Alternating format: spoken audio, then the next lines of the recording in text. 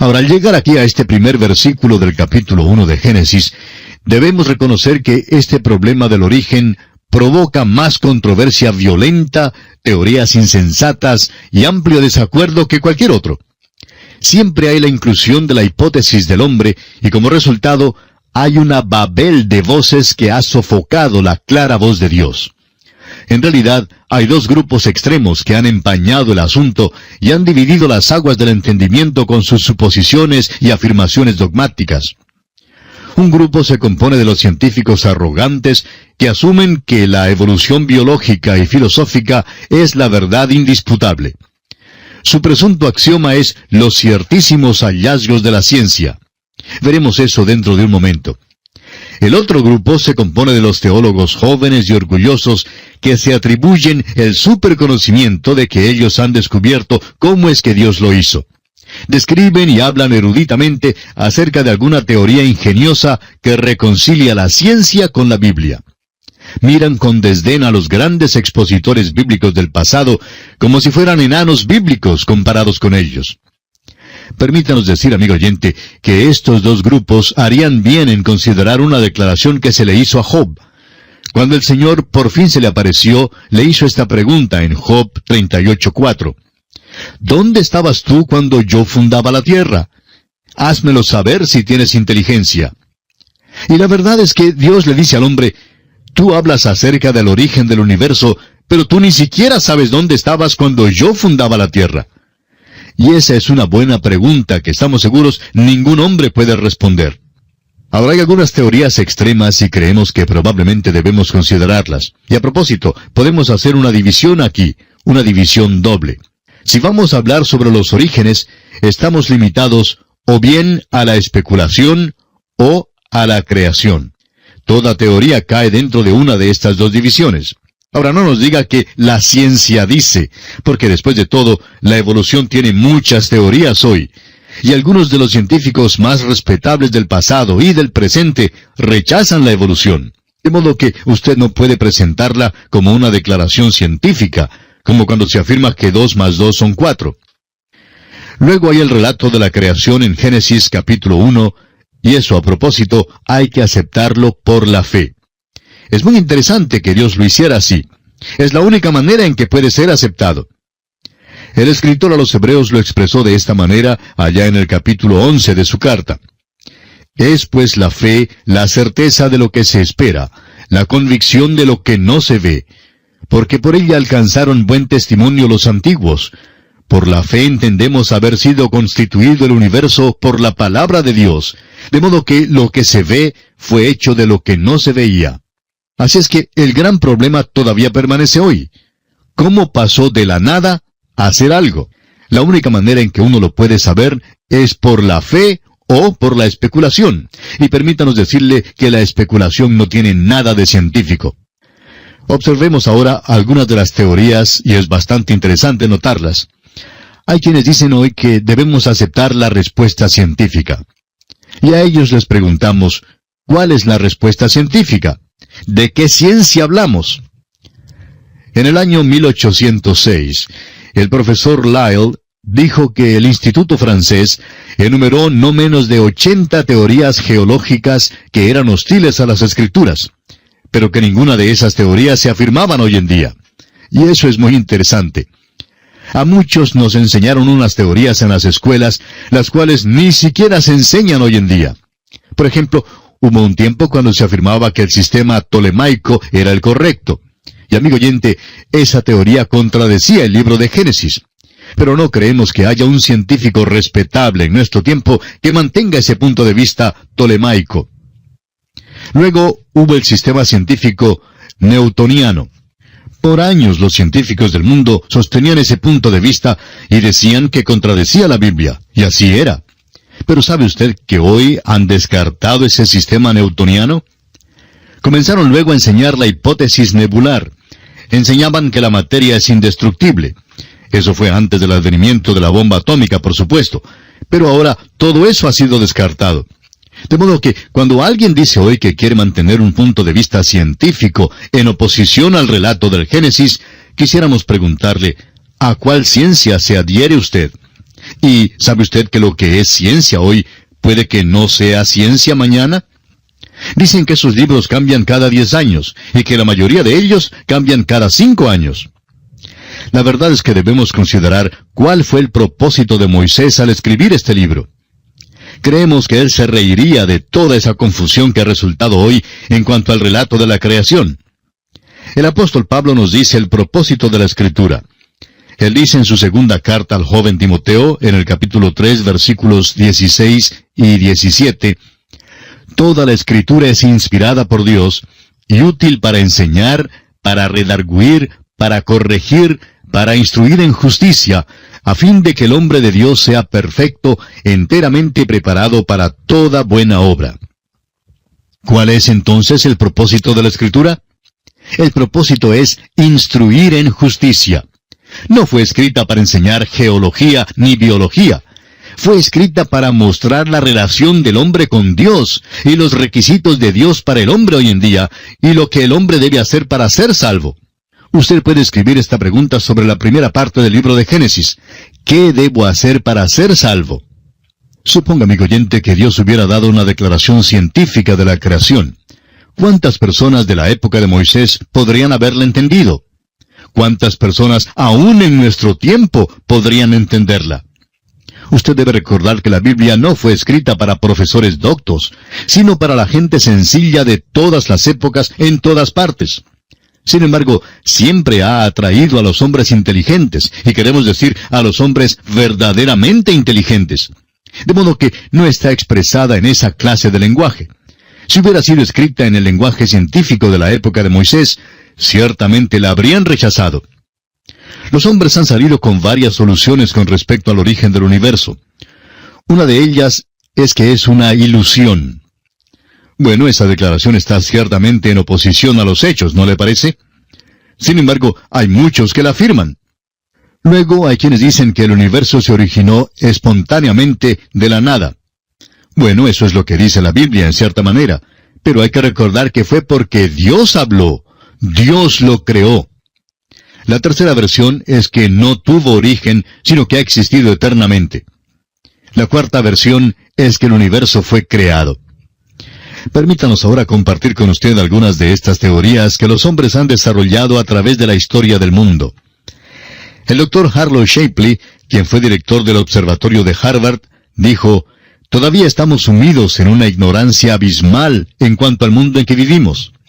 Hemos avanzado muy poco con relación a la total extensión conjeturable del conocimiento que está más allá del nivel de la sabiduría adquirida por animales de una larga experiencia racial. Es cierto que no tememos más los extraños chillidos en la oscuridad, ni somos supersticiosos en cuanto a los muertos. En muchas ocasiones somos valerosamente racionales. Sin embargo, no sabemos hasta qué punto lo desconocido supera a lo conocido». Amigo oyente, sin duda alguna, esta es una tremenda declaración. Y el doctor Lawrence C. Isley, de la Universidad de Pensilvania, dijo: «No sabemos más en cuanto a la materia y cómo se produce que lo que sabemos de las cosas espirituales. Por eso creo que es imprudente decir en nuestro presente estado de conocimiento que el uno excluye el otro. El universo parece existir como una serie de niveles emergentes, ninguno de los cuales es como el nivel anterior. Que el hombre y lo demás de la vida han evolucionado es innegable, pero lo que está debajo de esas manifestaciones exteriores no lo sabemos». Y añade el doctor Isley: «Yo quisiera poder contestar su pregunta, pero el cubrir mi ignorancia con palabras grandes no sería provechoso ni para usted ni para mí». Veamos también algunas declaraciones tomadas de la prensa. Allá por el año 1961, un diario publicó un artículo en el cual decía que el hombre estaba a punto de descubrir el misterio del origen del mundo. Sin embargo, no han escrito nada nuevo sobre el asunto desde aquel entonces. El biólogo Edwin Conklin, hablando sobre la evolución, declaró: «La probabilidad de que la vida se originara por accidente se compara con la probabilidad de que el diccionario completo se originara por una explosión en una imprenta». Eso es algo que no suena tan científico, procediendo de un científico destacado. En realidad, hay 3 teorías acerca del universo que ha propuesto la astronomía. Y es muy interesante observar esas teorías. Una se conoce como la teoría del estado continuo. Otra es la teoría de la detonación grande. Y la otra es la teoría de la oscilación. La teoría de la detonación grande sostiene que hubo una gran explosión hace millones de años. Creemos que hace 10 billones de años que ocurrió una, y opinan que habrá otra después de pasar otros 10 billones de años. No creemos que debemos preocuparnos mucho por ella, pero es interesante que se ofrece esta explicación en nuestros días. Y uno descubre que Gran Bretaña es el lugar donde se produjo esta teoría. Y francamente, no hemos oído mucho acerca de las piedras que trajeron de la Luna. ¿Ha notado usted que muchos de los científicos ni se entusiasman por esas piedras? Es porque ellas parecen refutar la teoría de estos hombres. Hace ya muchos años, el doctor Louis Leakey, quien era hijo de misioneros, salió con una teoría que él halló por allá en África. Se trata de una calavera que él llama el hombre cascanueces. Suponemos que tenía las muelas bastante buenas. Se supone que vivió allá hace unos 600,000 años, según el doctor Leakey. Bueno, ya hemos tenido teorías así como estas antes, pero muchos de los grandes científicos de hoy no son engañados con ellas. Ahora el doctor Lawrence S. Dillon, profesor asociado de biología de la Universidad de Texas, dice: el hombre no es animal, sino una planta que evolucionó de una alga marina. Todo animal en realidad es un tipo de planta altamente modificada que se ha derivado hace 1 billón de años o algo así de una ascendencia común con una alga marina. Ahora es posible que usted y yo hemos estado buscando a nuestros abuelos en el lugar equivocado. Algunas personas los han estado buscando en un árbol. Debiéramos estar por allí arrancando las algas marinas porque ellas son nuestros abuelos. Amigo oyente, esto se vuelve verdaderamente ridículo cuando uno lo pone al lado de algunas otras cosas. Los dogmas de la ciencia pueden llegar a ser hasta una tontería absoluta. Según el doctor J.V.N. Talmage, cuando en las excavaciones arqueológicas se encontraba objetos prehistóricos culturales, se acostumbraba a arreglarlos de tal manera que aquellos objetos más rústicos siempre fueran datados o fechados más antiguos que aquellos de un tiempo más reciente, sin dar importancia al lugar donde fueran hallados. Sin embargo, ha sido desconcertante el hecho de que a veces han encontrado una civilización avanzada debajo de lo que parecía ser una civilización prehistórica. Hay tantas otras teorías así que se ofrecen hoy en día en cuanto al principio de la Tierra. El doctor Klaus Mantel, de Alemania, dijo: no veo razón para que la raza humana se vea más relacionada con monos que con canarios o canguros. Tal vez esa es la dirección que debamos seguir en busca de nuestros antepasados. Ahora, como usted sabe, amigo oyente, ni siquiera los evolucionistas se ponen de acuerdo. La teoría evolucionista se divide en muchos aspectos y puntos de vista. Nunca ha sido probada como la verdad. Es una lástima que cuando uno llega al nivel de los falsos científicos, y estamos pensando en los maestros que hoy enseñan ciencia en las escuelas, que no pueden presentar un criterio justo porque les fue ofrecido solo un punto de vista en la universidad. El doctor G.A. Kirkcott, del Departamento de Fisiología y Bioquímica en la Universidad de Southampton, en Inglaterra, ha escrito el libro que lleva el título Las implicaciones de la evolución. Y él declara: hay una teoría que declara que es posible observar que muchos animales vivientes pasan por cambios durante el curso del tiempo, y por tanto se puede formar nuevas especies. Esta se puede llamar una teoría especial de la evolución, y es posible probarla en ciertos casos por experimentos. En cambio, hay la teoría que propone que toda forma viviente en el mundo ha procedido de una sola causa, la cual salió de una forma inorgánica.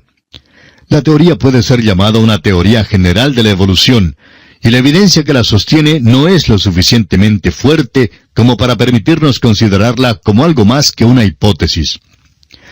Quisiéramos también darle la declaración del botánico sueco Dr. Heribert Nilsson.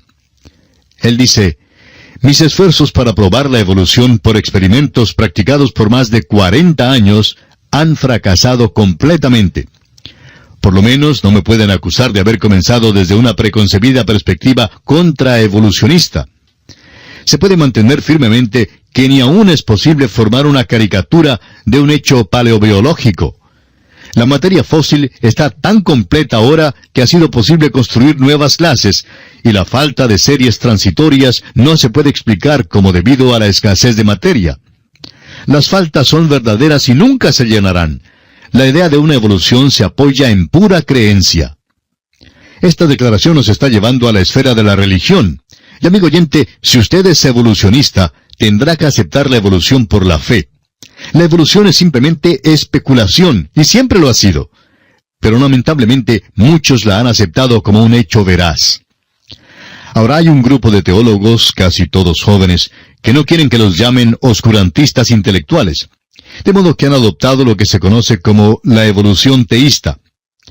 El doctor Kirtley Mather, en La ciencia reflexiona sobre la religión, declara: cuando un teólogo acepta la evolución como el proceso utilizado por el Creador, debe estar dispuesto a ir hasta lo último. No solo es un proceso metódico, sino un proceso que continúa. La edad de oro para el hombre, por si acaso hay una, queda para el futuro y no tuvo lugar en el pasado. Además, el proceso creador de la evolución de las primeras células vivientes, procedentes de materias no vivientes que previamente existían, puede representar un brinco primitivo, más bien que un infinitesimal paso por la senda del progreso, pero es un desarrollo enteramente natural. Permítanos decirle, amigo oyente, que no es posible. Es un dogma irrazonable. Es una posición ilógica decir que uno es evolucionista teísta. Hay quienes tratan de ir en dos direcciones. Les gustaría progresar con los que no creen y a la vez llevar una Biblia Scofield en la mano. Tememos que sea difícil hacer las dos cosas a la vez. Es como aquella antigua carrera griega donde se pone un pie en un caballo y el otro pie en otro caballo, y luego comienza la carrera. Bueno, es magnífico cuando los dos caballos corren en la misma dirección. Pero cuando uno de los caballos decide correr en una dirección y el otro caballo en otra dirección, pues se encuentra uno en aprietos. Hay que determinar con cuál se queda, y esa es precisamente la condición del evolucionista teísta. Ordinariamente se equivoca de camino. Por lo general, se equivoca de caballo también. Hoy se encuentran tantos seres inteligentes que parecen estar mal informados. Hace años la revista Liberty publicó un artículo en el cual decía, entre otras cosas, según la historia bíblica, ¿cuál es la fecha de la creación del mundo? ¿Y sabe usted, amigo oyente, lo que dieron como respuesta? 4004 años antes de Cristo. Absolutamente ridículo. ¿Quién estaba allí sino solo Dios? Dios creó el universo. Bueno, amigo oyente, nuestro tiempo se ha ido ya y tenemos que detenernos por hoy en este lugar. En nuestro próximo programa continuaremos dando lectura a algunas de las declaraciones que los hombres han expresado, tratando de explicar a su manera el principio del universo, negándose a aceptar lo que Dios ha declarado como el principio de nuestra tierra. Será pues, hasta nuestro próximo programa, es nuestra oración que Dios le bendiga abundantemente. Continuamos hoy, amigo oyente, nuestro estudio en el libro de Génesis. Proseguimos en nuestra lección de hoy, citando algunas de las declaraciones que los hombres han expresado con respecto al origen de la Tierra. Escuche esta porción de un artículo que la revista Life publicó hace ya algún tiempo con respecto al origen de la Tierra. Dice allí: tal vez durante la mitad del largo lapso de la historia antigua, la Tierra quedó estéril y sin vida bajo su capa de aire. Las mareas de sus océanos subían y bajaban con el pulso de la luna, y se movían con el respiro de los vientos, pero en ellas no se movía ninguna cosa viviente. Por encima de las aguas de los océanos, las grandes plataformas continentales aparecían en forma rocosa y desabrigada, desprovistas de verdor como los pasajes de la luna sin aire. Luego, en un punto indeterminado, unos dicen hace 2 billones de años, otros dicen 1,5 billones, la entidad llamada vida apareció milagrosamente sobre la superficie. La ciencia no puede especificar la forma que tomó, la serie de circunstancias físicas que la causaron, ni puede contestar con seguridad la pregunta ¿qué es la vida? Todo lo que se puede decir es que por medio de alguna acción, ciertas grandes moléculas grandes adquieren la habilidad de duplicarse. Y hasta aquí la porción de este artículo que publicó la revista Life. Amigo oyente, ¿está usted de acuerdo con esta declaración? A través de la historia se ha expresado declaraciones que en realidad caen en lo ridículo. Hay quienes sostienen la tesis de que el hombre tuvo su origen en un basurero. Dicen que, de alguna materia prima, alguna inteligencia prehistórica dejó su basura aquí. Y esa es una declaración de un científico. Bueno, ya hemos mencionado que algunos de ellos nos mandan a buscar el alga marina y otros dicen que observemos al mono en el árbol. Y ahora nos mandan al basurero. Esto, amigo oyente, va de mal en peor. Todavía estamos convencidos que la declaración de Dios se mantiene firme aún en esta edad moderna. Herbert Spencer dio esta famosa definición en cuanto a la evolución. La evolución, dijo él, es una integración de materia en una concomitante disipación de movimiento durante el cual la materia pasa de una homogeneidad incoherente a una heterogeneidad coherente, y el movimiento retenido pasa por una transformación paralela. Hasta aquí la declaración de Herbert Spencer. Piense usted bien en esta declaración, amigo oyente. Todavía parece acertado leer que, en el principio, creó Dios los cielos y la tierra. ¿Quién lo creó? Dios lo creó, y lo creó de la nada. ¿Cuándo? No lo sabemos. Y tenemos que decirle que nadie lo sabe y nadie lo sabrá. Unos dicen que hace 1 billón de años, otros dicen 2 billones, y ahora están diciendo que hace 5 billones de años que fue creado. Bueno, tal vez todos están equivocados. Creemos que el universo fue creado muchísimo antes de lo que dicen ellos. Dios tuvo toda la eternidad detrás de él. ¿Qué cree usted que hacía él durante todos aquellos billones y billones de años del pasado? Bueno, estuvo muy ocupado.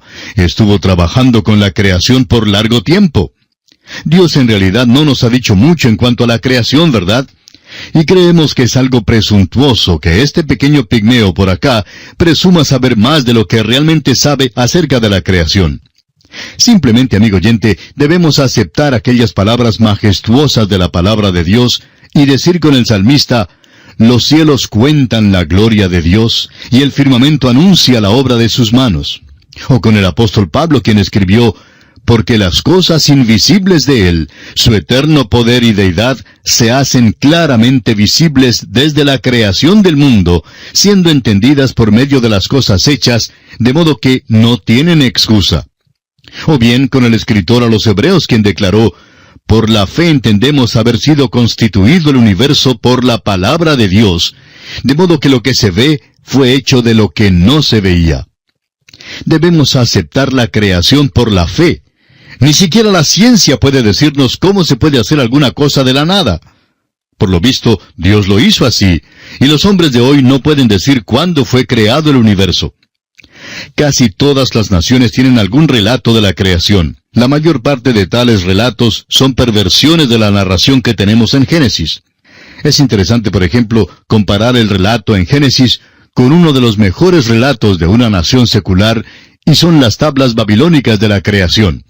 Y aquí podemos notar algunos contrastes. Las tablas babilónicas comienzan con el caos. La narración bíblica comienza con cosmos, con la perfección. En el principio creó Dios los cielos y la tierra. Según la narración babilónica, los cuerpos celestiales son dioses. Ahora, según la Biblia, estos cuerpos no son nada en el mundo sino materia. Hay una teología politeísta en el relato babilónico, pero solo una verdad monoteísta en la Biblia. El relato babilónico dice que el universo es simplemente una obra de un artífice. En cambio, la Biblia declara que Dios habló y el universo llegó a ser. El relato babilónico se caracteriza por su puerilidad y calidad de grotesco, mientras que la Biblia presenta grandes y solemnes realidades del Creador Dios, que es santo y que es salvador. La narración babilónica no está de ninguna manera de acuerdo con la ciencia conocida. En cambio, la Biblia sí está de acuerdo con la ciencia verdadera.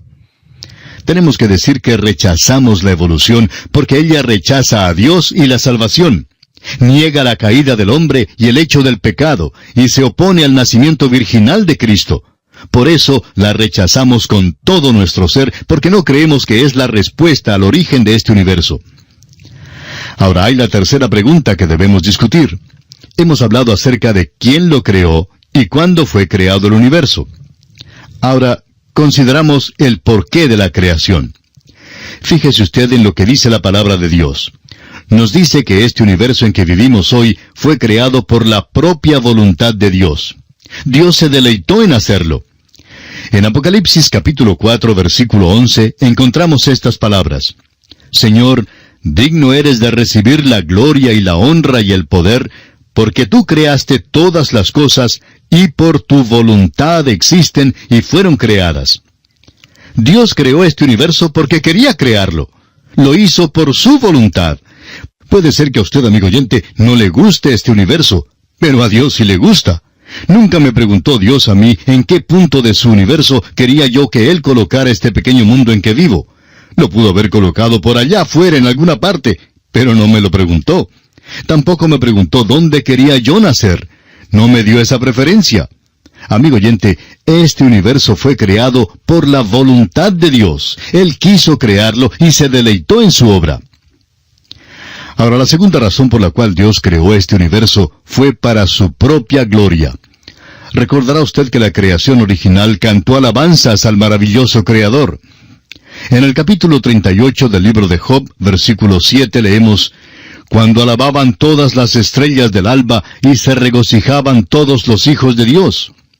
Y en el capítulo 43, versículo 7 de Isaías, leemos, «Todos los llamados de mi nombre, para gloria mía los he creado, los formé y los hice». Dios ha creado este universo para su gloria. Y luego, Dios ha creado al hombre para el compañerismo.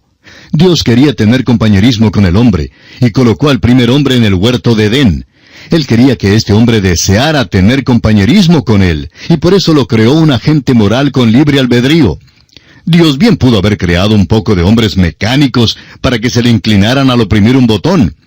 Pero Dios no quería ese tipo de hombre. Dios deseaba que el hombre fuera libre para escogerle, amarle y servirle para siempre. Recordará usted, amigo oyente, que esta fue la blasfemia que Satanás lanzó contra Dios y contra Job. Dijo que Job no servía a Dios por nada. Satanás dijo que Job le servía por razón de las bendiciones que recibía de él. Pero Dios dijo que quería que sus criaturas le escogieran por medio de un libre albedrío. De modo que Dios entonces permitió a Satanás que le quitara a Job todas sus bendiciones. Amigo oyente, la cosa más grande que usted puede hacer como ser humano en este mundo pecaminoso donde todo se opone a Dios, es escoger a Jesucristo.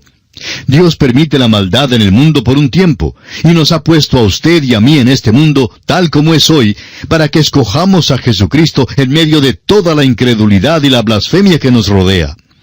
Yo le acepto y lo recibo. Creo en Dios, Padre Todopoderoso, Creador de los cielos y la tierra. Ese es el privilegio más grande que usted y yo tenemos. Uno puede hablar acerca de la libertad de palabra y de la libertad de todo lo demás. Pero muchos de los que en nuestro alrededor hablan de la libertad, en realidad no saben nada de ella. Uno posee la verdadera libertad cuando escoge a Jesucristo como el Salvador de su alma. Este es un buen lugar para insertar algunas cosas que han surgido recientemente con relación a la creación de la tierra. Vamos a insertarlas aquí, y más adelante las analizaremos. Ya sugerimos que estamos en un callejón sin salida con respecto a la creación del mundo. En realidad, hay solo dos alternativas para escoger en este asunto. O bien dependemos de la especulación, o bien de la revelación, y no hay una tercera selección de ninguna manera. Algunos dirán que la evolución explica el origen del universo. Pues escuche esta declaración del Dr. Howard Shapley, director del Observatorio de Harvard, y que mencionamos en nuestro programa anterior. Él dijo, «Todavía estamos sumidos en una ignorancia abismal con respecto al mundo en que vivimos». Lo que él quiso decir es que aún estamos en ayunas en cuanto al origen de esta tierra en que vivimos. O es revelación o es especulación. Parece ahora que las piedras que han traído de la luna no contribuyen a fortalecer la teoría del origen del universo que mantenían antes.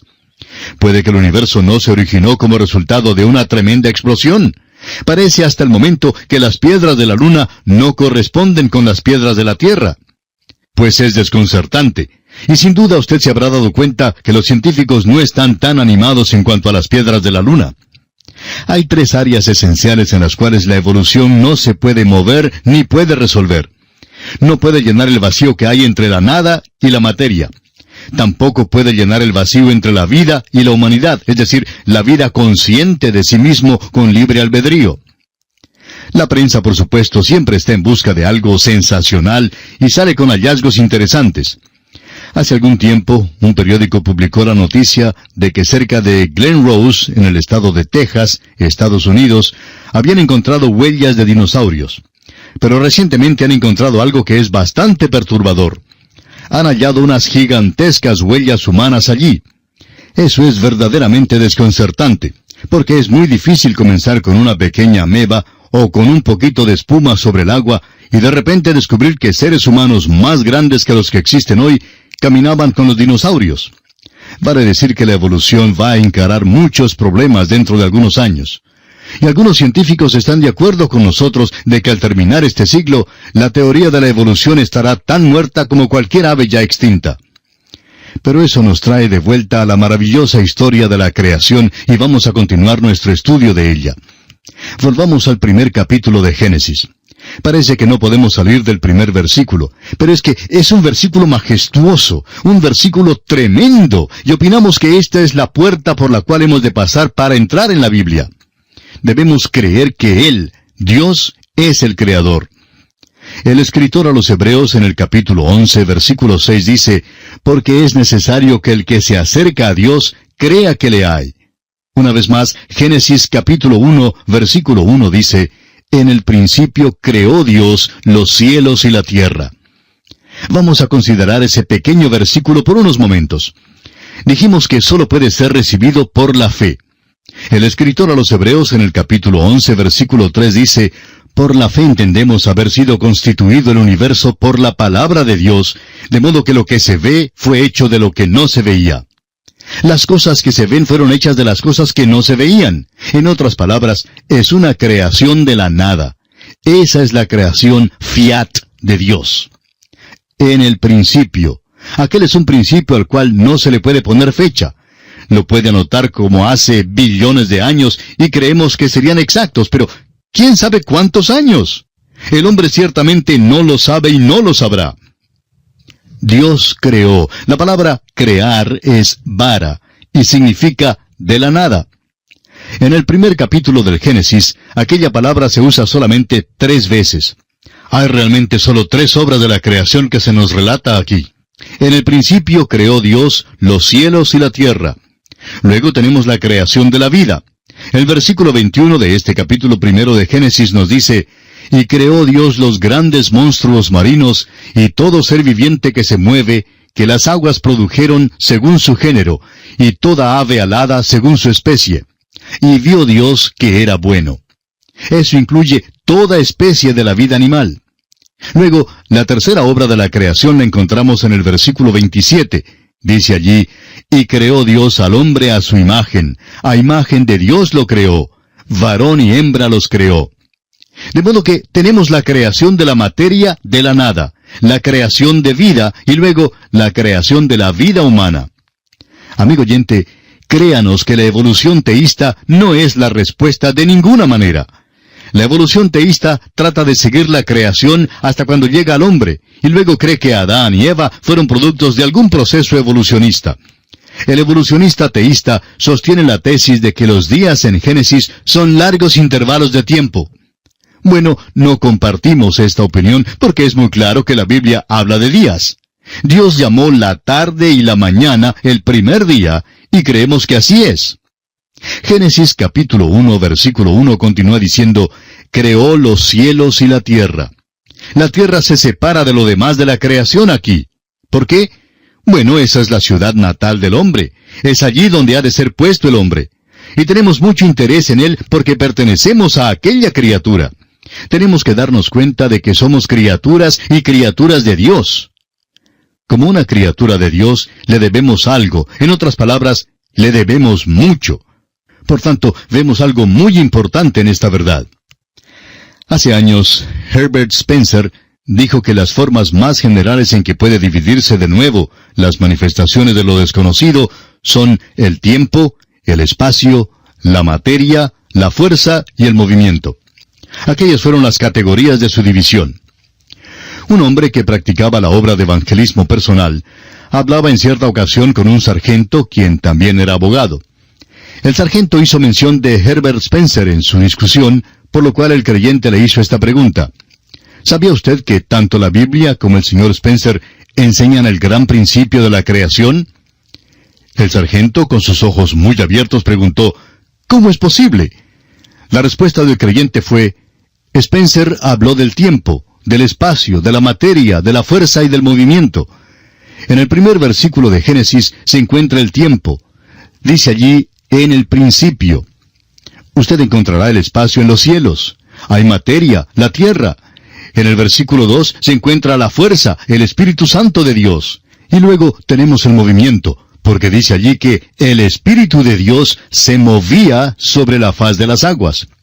De modo que en los dos primeros versículos de Génesis se encuentran contenidos todos estos grandes principios. Consideraremos ahora la catástrofe en la tierra. El versículo 2 de Génesis, capítulo 1, dice, «Y la tierra estaba desordenada y vacía, y las tinieblas estaban sobre la faz del abismo, y el Espíritu de Dios se movía sobre la faz de las aguas». Creemos que una gran catástrofe tuvo lugar entre el versículo 1 y el versículo 2. Hay quienes han tratado de desacreditarla, pero creemos que existe abundante evidencia para comprobarla. Contemple en su imaginación esta creación inmensa. Alguna cosa le ha pasado. El viaje del hombre a la luna revela que no hay nada sino una inmensidad por allá. Ahora, ¿cómo llegó a existir? Bueno, hubo una catástrofe en el universo de Dios. Esta se menciona específicamente en cuanto a la tierra, porque este es el lugar donde vive el hombre, y por eso la tierra se describe como que estaba desordenada y vacía. Las tinieblas que estaban sobre la faz del abismo denotan la ausencia de Dios, por supuesto. Y el Espíritu de Dios se movía sobre la faz de las aguas. Nos hace recordar una declaración que hizo Isaías. Dijo él en el capítulo 45 de su libro, versículo 18, «Porque así dijo Jehová que creó los cielos. Él es Dios, el que formó la tierra, el que la hizo y la compuso. No la creó en vano, para que fuese habitada la creó. Yo soy Jehová y no hay otro». Y hay un pasaje en Jeremías que dice, «Miré a la tierra, y he aquí que estaba asolada y vacía, y a los cielos, y no había en ellos luz». Tohu y Bohu son las mismas palabras hebreas usadas en Génesis, desordenada y vacía. Dios no la creó desordenada y vacía. Dios creó el universo, un cosmos, una perfección, y no lo creó un caos. Y eso es lo que Isaías trata de explicar. No lo creó desordenado y vacío. Sin embargo, así llegó a ser. Lo formó para ser habitado, y fue Dios quien llegó a este destrozo y lo transformó para que fuera un lugar habitable para el hombre. Los hallazgos de todos los estudios del espacio revelan que por mucho que pueda ser determinado, esta tierra parece ser el único lugar en el universo que es habitable para los seres humanos. Este versículo en Génesis nos dice que la tierra estaba desordenada y vacía, y que las tinieblas estaban sobre la faz del abismo. Creemos que esta tierra estaba exactamente como la luna. El Espíritu de Dios se movía sobre la faz de las aguas. Y creemos que todo el universo estaba sujeto a esta gran catástrofe. Ahora, ¿cuál fue esa catástrofe? Bueno, este será el tema para nuestra consideración en nuestra próxima lección. Por ahora, gracias por su atención y que Dios le bendiga ricamente. Continuamos hoy, amigo oyente, nuestro estudio en el primer libro del Antiguo Testamento, el libro de Génesis. En nuestro programa anterior estábamos considerando la catástrofe en la tierra, tomando como base el versículo 2 de Génesis, capítulo 1, donde dice, «Y la tierra estaba desordenada y vacía, y las tinieblas estaban sobre la faz del abismo, y el Espíritu de Dios se movía sobre la faz de las aguas». Dijimos que una gran catástrofe había tenido lugar entre el versículo 1 y el versículo 2. Dijimos también que Dios no había creado la tierra desordenada y vacía, sino que creó el universo, un cosmos, una perfección, y no lo creó un caos. Sin embargo, llegó a ser un caos. Lo formó para ser habitado, y fue Dios quien llegó a este destrozo, y lo transformó para que fuera un lugar habitable para el hombre.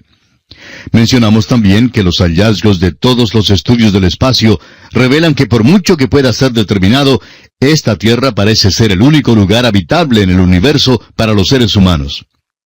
Ahora, el versículo 2 del primer capítulo de Génesis nos dice que la tierra estaba desordenada y vacía, y las tinieblas estaban sobre la faz del abismo, y el Espíritu de Dios se movía sobre la faz de las aguas. Dijimos también que creíamos que todo el universo estaba sujeto a esa gran catástrofe. Ahora, ¿cuál fue esa catástrofe? Solo podemos sugerir lo que fue. No deseamos entrar en detalles. Llegaremos a otros pasajes de la Escritura y lo discutiremos entonces. Pero por lo visto, había alguna criatura preadámica que estaba aquí en la tierra. Y parece que todo esto está asociado con la caída de Lucifer, hijo de la mañana, que llegó a ser Satanás o el diablo, como lo conocemos hoy día. Creemos que todo esto está implicado aquí, pero Dios no nos ha dado todos los mínimos detalles. El hecho es que Él nos da muy pocos detalles aquí. Leamos una vez más este versículo 2 de Génesis que dice: «Y la tierra estaba desordenada y vacía, y las tinieblas estaban sobre la faz del abismo, y el Espíritu de Dios se movía». Las palabras «se movía» significan incubaba. Es como la gallina con sus pollitos. Él incubaba sobre la faz de las aguas. Luego el Espíritu Santo comenzó un ministerio aquí, y encontramos que es algo que hace muchas veces, y es crear de nuevo. Llega a esta escena y crea de nuevo. Eso es precisamente lo que hace con nosotros. Usted recordará lo que el Señor Jesucristo dijo: «Os es necesario nacer de nuevo». Y no solo eso, sino también os es necesario nacer del Espíritu. En el capítulo 3 del Evangelio según San Juan, versículo 5 dice: «Respondió Jesús: de cierto te digo, que el que no naciere de agua y del Espíritu, no puede entrar en el reino de Dios». El agua es la palabra de Dios, y el Espíritu Santo es el autor de ella. Es importantísimo entonces que veamos esto, amigo oyente. Vamos entonces a considerar ahora la construcción de la tierra. Ahora, algo ha pasado en la tierra. Se nos relata de 6 días de renovación. Llamamos al primer versículo la creación del universo. El segundo versículo nos habla de la convulsión de la tierra. Llegamos ahora a la construcción de la tierra en 6 días, que se menciona en los versículos 3 hasta el 31. Creemos que lo que encontramos aquí es aquel desarrollo. Quisiéramos ahora dirigir su atención hacia algunas cosas importantes aquí. En el capítulo 20 del libro de Éxodo, versículo 11, dice: «Porque en 6 días hizo Jehová los cielos y la tierra, el mar y todas las cosas que en ellos hay, y reposó en el 7º día. Por tanto, Jehová bendijo el día de reposo y lo santificó». No hay nada en este versículo acerca de crear. Dice hizo. Dios está tomando lo que ya está formado, y en estos 6 días no está creando, sino recreando, es decir, creando de nuevo. Él está haciendo de lo que ya existe, de la materia que sin duda Él había causado que existiera billones de años antes. Él está creando la vida para ponerla en la tierra, y asimismo está creando al hombre para la tierra. Siendo que usted y yo somos criaturas, pues nos importa esta historia. Ahora, desde el versículo 3 hasta el versículo 5, leemos estas palabras: «Y dijo Dios, sea la luz, y fue la luz. Y vio Dios que la luz era buena, y separó Dios la luz de las tinieblas. Y llamó Dios a la luz día, y a las tinieblas llamó noche. Y fue la tarde y la mañana un día». El primer día, la luz. Amigo oyente, tiene que ser un día de 24 horas. No vemos cómo se pueda sacar de esto otra cosa. Lo importante en nuestro estudio de estos versículos es que Dios dice, sea la luz. 10 veces en este capítulo encontraremos palabras así como estas: haya la expansión, y haya lumbreras, y júntense las aguas, etc.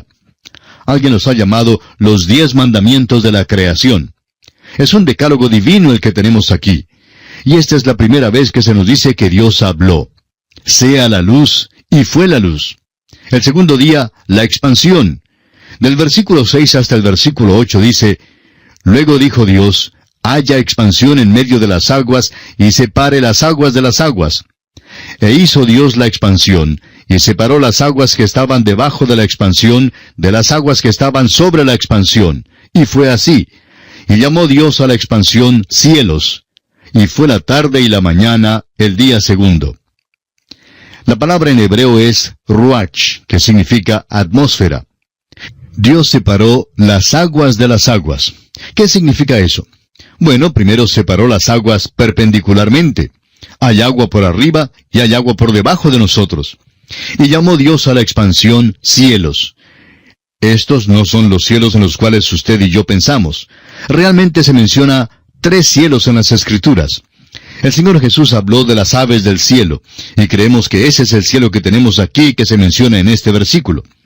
Luego hay las estrellas del cielo, y hay el tercer cielo donde mora Dios. De modo que el primer estrato es donde están las nubes y donde vuelan las aves. Y fue la tarde y la mañana el día segundo. El tercer día, la tierra, mares y plantas. Del versículo 9 hasta el versículo 13 leemos: Dijo también Dios, júntense las aguas que están debajo de los cielos en un lugar, y descúbrase lo seco. Y fue así. Y llamó Dios a lo seco tierra, y a la reunión de las aguas llamó mares. Y vio Dios que era bueno. Después dijo Dios, produzca la tierra hierba verde, hierba que dé semilla, árbol de fruto que dé fruto según su género, que su semilla esté en él sobre la tierra. Y fue así. Produjo pues la tierra hierba verde, hierba que da semilla según su naturaleza, y árbol que da fruto, cuya semilla está en él según su género. Y vio Dios que era bueno. Y fue la tarde y la mañana el día tercero. Ahora se hace una separación horizontal de las aguas. Primero, las aguas de arriba fueron separadas de las aguas de abajo. Ahora el agua es separada de la tierra. Y no hay nada que no sea científico en cuanto a esto. Nos dicen que cada lugar al costado superior de esta tierra en que vivimos hoy fue cubierto por agua alguna vez. Ese fue un juicio que ocurrió a la tierra por allá en la eternidad del lejano pasado, y no sabemos casi nada acerca de ello. Cualquier cosa que digamos es especulación, porque Dios verdaderamente nos ha dicho muy poco aquí, pero nos ha dicho lo suficiente para que podamos creerlo. Notemos ahora que llamó Dios a lo seco tierra. ¿Qué es lo que Dios está preparando? Pues nos parece que está preparándonos un lugar donde pueda poner al hombre, y lo está haciendo habitable. El hombre no es una criatura del agua, aunque existen los evolucionistas que creen que nos originamos en el mar, de la alga marina, como ya hemos mencionado. Otros creen que nos originamos en la basura. Bueno, eso es absolutamente absurdo, amigo oyente. Ahora, Dios crea las plantas aquí porque el hombre hasta el diluvio era vegetariano, lo que quiere decir que el hombre no comía otra cosa que frutas y nueces. La creación de las plantas entonces completó el tercer día. En el cuarto día encontramos el sol, la luna y las estrellas. Del versículo 14 hasta el versículo 19 de este capítulo 1 de Génesis, dice: Dijo luego Dios, haya lumbreras en la expansión de los cielos para separar el día de la noche, y sirvan de señales para las estaciones, para días y años, y sean por lumbreras en la expansión de los cielos para alumbrar sobre la tierra. Y fue así. E hizo Dios las 2 grandes lumbreras, la lumbrera mayor para que señorease en el día, y la lumbrera menor para que señorease en la noche.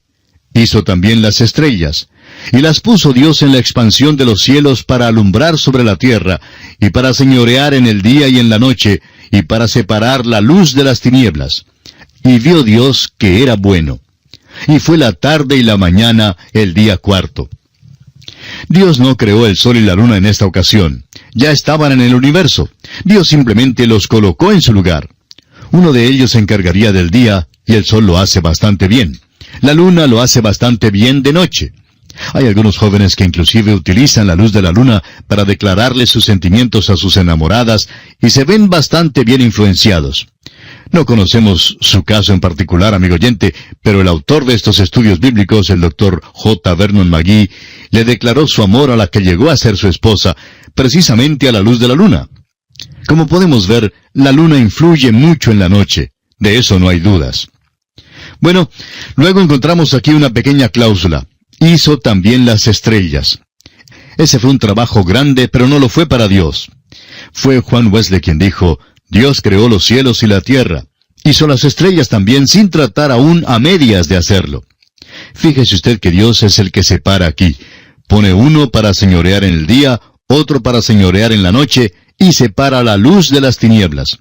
¿Y sabe usted que todavía hace eso? Hay quienes preguntarán, ¿cuál es la diferencia entre lo bueno y lo malo? Amigo oyente, Dios lo ha delineado todo muy bien. ¿Cómo es que sabemos lo que es bueno? Bueno, Dios dice lo que es bueno. Dios ha dado ciertos principios. Él separa la luz de las tinieblas, y existe la misma distinción entre lo bueno y lo malo, amigo oyente. Es Dios quien hace la diferencia, y hoy todavía continúa haciéndolo. En el quinto día encontramos los animales, los peces y las aves. En Génesis capítulo 1, versículos 20 al 23 leemos: Dijo Dios, produzcan las aguas seres vivientes, y aves que vuelen sobre la tierra, en la abierta expansión de los cielos. Y creó Dios los grandes monstruos marinos, y todo ser viviente que se mueve, que las aguas produjeron según su género, y toda ave alada según su especie. Y vio Dios que era bueno. Y Dios los bendijo diciendo: Fructificad y multiplicaos, y llenad las aguas en los mares, y multiplíquense las aves en la tierra. Y fue la tarde y la mañana el día quinto. Ahora encontramos aquí un poquito de la evolución, y no queremos que nos entienda mal, amigo oyente. No queremos decir una evolución que sostiene la tesis de que todo salió de una pequeña célula, sino que queremos decir que Dios hizo una de cada criatura, es decir, una célula de cada criatura. Notemos que dice que creó cada una según su especie. Eso no significa especies, así como dice Darwin. Es más amplio que eso, y puede que se considere mejor como fila. Significaría una clase entera, como por ejemplo la clase del caballo incluiría a la cebra. Es decir, Dios creó un animal de la clase del caballo, y todos los demás de aquella clase han procedido de él. Nosotros creemos que esa es la verdad. Es completamente distinto que el decir que todas las cosas comenzaron de una pequeña ameba, negando que Dios creó los animales. Creemos que ha habido cambios y desarrollo, pero ha habido también un desarrollo hacia abajo. Notemos que Dios proclama que su obra es buena. El científico dijo que si vamos a enseñar la historia de la creación, podemos también enseñar la teoría de la cigüeña. Bueno, la Biblia ciertamente se deshace de la teoría de la cigüeña. Si leemos cuidadosamente, podremos notar que estos animales debían multiplicarse. Y esto es verdad en cuanto a los hombres también, como veremos más adelante. No se halla a Juanito bajo un árbol, y la cigüeña tampoco trae a Susanita. Dios creó los cielos, la tierra y los animales. Llegamos ahora al sexto día y encontramos allí la fertilidad de los animales y la creación del hombre. La expresión según su especie aquí significa también según su fila.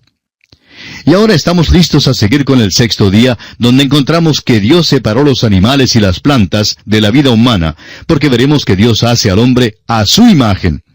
Queremos considerar la criatura que Dios hizo, porque sucede que es su bisabuelo y el mío también. Y eso quiere decir que usted y yo somos primos, y que toda la familia humana está emparentada. Ese es el cuadro del hombre que vamos a ver en Génesis. Y tal parece que nunca vamos a salir de este primer capítulo del libro de Génesis. Un profesor que tenía que enseñar el libro completo de Génesis pasó un semestre entero enseñando el primer capítulo de este libro. Ahora es posible que nosotros estemos haciendo lo mismo, pero estamos seguros que vamos a adelantarnos y llegaremos a su final. Nos encontramos ahora ante los versículos 26 y 27 de este capítulo 1 de Génesis, donde leemos: Entonces dijo Dios: Hagamos al hombre a nuestra imagen, conforme a nuestra semejanza, y señoree en los peces del mar, en las aves de los cielos, en las bestias, en toda la tierra, y en todo animal que se arrastra sobre la tierra. Y creó Dios al hombre a su imagen, a imagen de Dios lo creó, varón y hembra los creó. En el próximo capítulo veremos más detalles acerca de cómo el hombre fue creado. Aquí tenemos la declaración del hecho sencillo de la creación del hombre. Esta es la tercera vez que encontramos la palabra bara en hebreo, que significa crear de la nada. Por tanto, vemos aquí que el hombre es creado y que él es algo nuevo. Es la misma palabra que ocurrió en el primer versículo del Génesis. Primero Dios creó el universo físico, y eso se encuentra en el versículo 1. Luego creó vida, y eso lo leemos en el versículo 21. Y creó Dios los grandes monstruos marinos y todo ser viviente que se mueve. Ahora Dios crea al hombre en el versículo 27. Francamente se puede ver en estos versículos que Dios no nos ha dicho mucho acerca de la creación del universo. Leamos una vez más el primer versículo de este capítulo 1 de Génesis. En el principio creó Dios los cielos y la tierra. Y eso es todo lo que Dios nos da en cuanto a la creación. Dios pudo habernos informado de los detalles, pero no lo hizo. En el segundo capítulo, informa de los detalles acerca de un hecho de la creación, y es la creación del hombre. ¿Sabe por qué, amigo oyente? Porque todo esto está escrito al hombre, y Dios quiere que él sepa de su origen. Es como si Dios estuviera diciendo, me gustaría muchísimo que se fijen en su propia creación y que no especulen acerca de la creación del universo. Ahora se nos dice aquí que Dios dio al hombre señorío en la tierra. No creemos que esto signifique que Dios hizo un tipo de jardinero glorificado para el huerto de Edén. A este hombre le fue dado una autoridad grande. Veremos más adelante que Dios dice que el hombre debe hacer ciertas cosas relacionadas con esta creación que Dios le ha dado. Pero por ahora deseamos enfatizar que esta es una de las grandes declaraciones de la palabra de Dios, y no podemos imaginarnos otra cosa que sea tan maravillosa como esta. Ahora, ¿qué significa que el hombre es creado a la imagen de Dios? El hombre, siendo creado a la imagen de Dios, es una Trinidad. Ahora alguien dirá que esto quiere decir que el hombre es un ser físico, mental y espiritual. Y creemos que esa es la verdad. El apóstol Pablo dice lo mismo. Allá en su primera carta a los Tesalonicenses, capítulo 5, versículo 23, dice él, y todo vuestro ser, espíritu, alma y cuerpo, sea guardado irreprensible para la venida de nuestro Señor Jesucristo.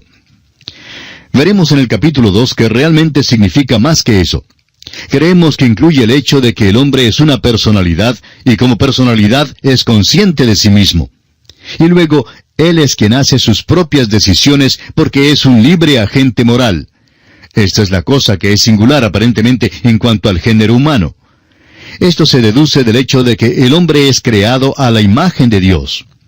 Estos versículos no nos dan los detalles acerca de cómo fue creado el hombre, ni cómo fue creada la mujer. No encontramos tales detalles sino hasta cuando llegamos al segundo capítulo. Y esa es la razón por la cual decimos que Dios no tenía la intención de informarnos de los detalles con respecto a la creación de este gran universo en el cual vivimos, porque si nos los hubiera dado, tendría que haber añadido muchos más capítulos en cuanto a esta creación. Él no ofrece ninguna explicación más que la que tenemos, que Él es el Creador. Y eso, amigo oyente, nos trae de vuelta a la importantísima verdad que hallamos en el capítulo 11 del libro de Hebreos, versículo 3, donde dice, por la fe entendemos haber sido constituido el universo por la palabra de Dios, de modo que lo que se ve fue hecho de lo que no se veía.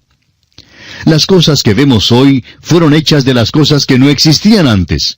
La creación fue hecha de la nada. Alguien nos pedirá que expliquemos esto.